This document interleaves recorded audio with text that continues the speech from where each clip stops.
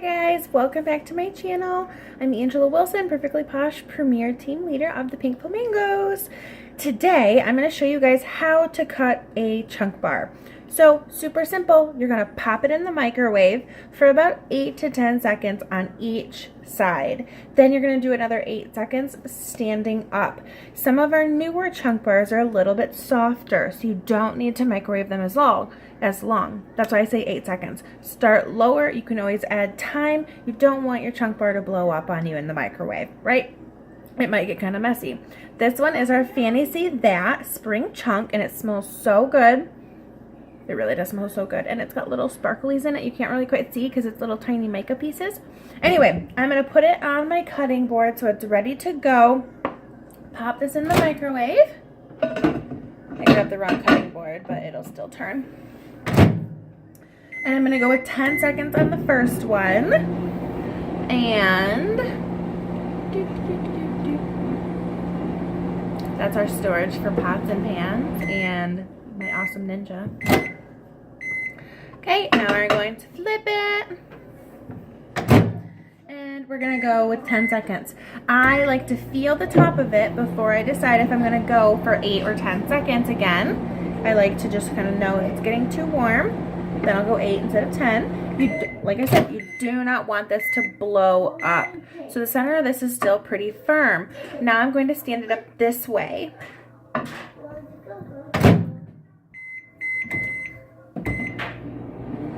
My kids are playing.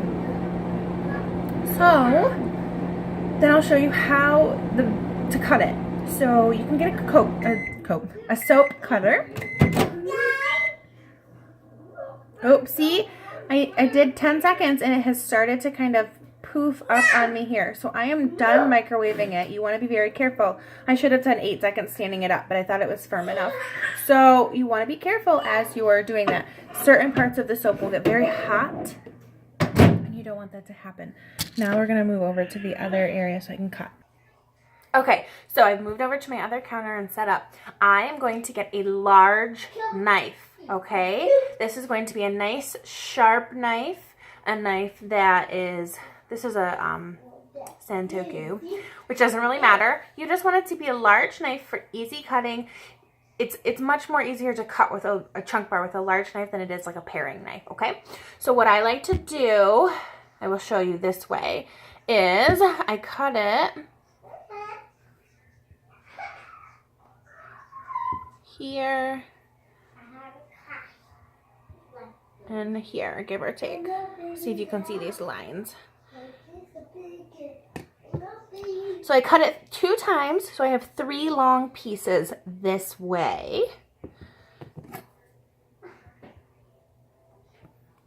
And you want to go straight down. Now, like I was saying, a lot of people have little soap cutters. I've never had an issue with just doing it quick in my kitchen with a knife, a very sharp knife. Straight down. Be consistent in pressing. That'll really make a difference. Now I have my 3 pieces. 1, 2, 3. And each of them are a little bit different size. They're never the same. I'm not perfect. You don't have to be perfect. The key is you're really just trying to get these samples out there. Now, if you're not a very good cutter, someone great with a knife, you can easily just pop these pieces apart, lay it flat so it's more firm, and cut it that way. I tend to do okay. So I'm going to keep my 3 together. I will keep a hand here as well as kind of pushing it on top. And then I just start to cut, I would say 1/4 of an inch.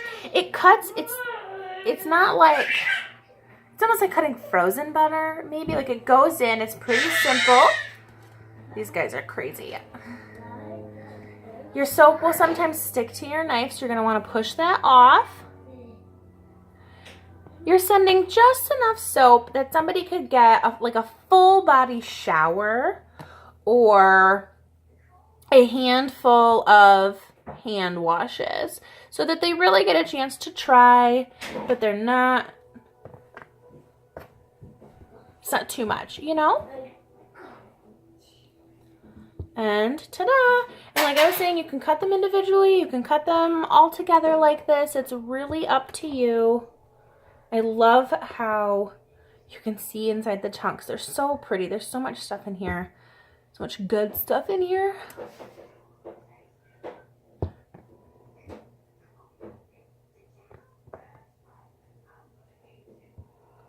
And sometimes I'll cut a few pieces that are just a little bit thicker, especially like the end pieces here. When I get close, I don't want to cut myself, so I will leave those a little bit bigger so that maybe I can send those to a VIP who placed like a really large order, something like that. Give them a little something extra special.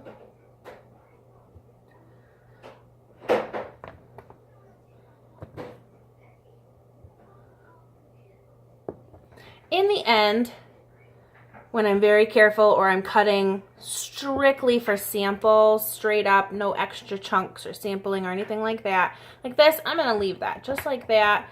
This will be a perfect showpiece. So if I were going to do a vendor event, I would keep this guy chopped up and show people this one and then offer samples of the smaller ones because it shows all the fun little detail. I love it. I might keep this one for myself to try, that sort of thing. So I've got 3 kind of larger pieces and then a whole bunch of little ones. There's usually 40 to 60 pieces. It depends on how thick you cut them. Sometimes if I'm really careful, I can get an even 63, which I love doing. That's 20 cuts.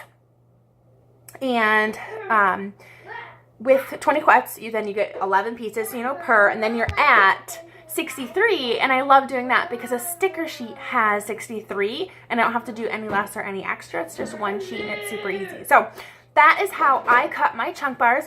Then I put them in just a little tiny beaded, not a beaded, but like a bead Ziploc baggie. You get them in the bead section at Walmart. You can get them online, however you want to do it. They're very inexpensive. I think it's $100 for $1. Get the small ones. Put a sticky on there, a label, put your personal label on there so it has your information as well, and you're good to go. Pop it in the mail and or hand it off to somebody with a Big Fit Yummy hand cream sample. Get them hooked on our favorite, best products we are going to be using all the time. Our chunk bars. Okay guys, bye.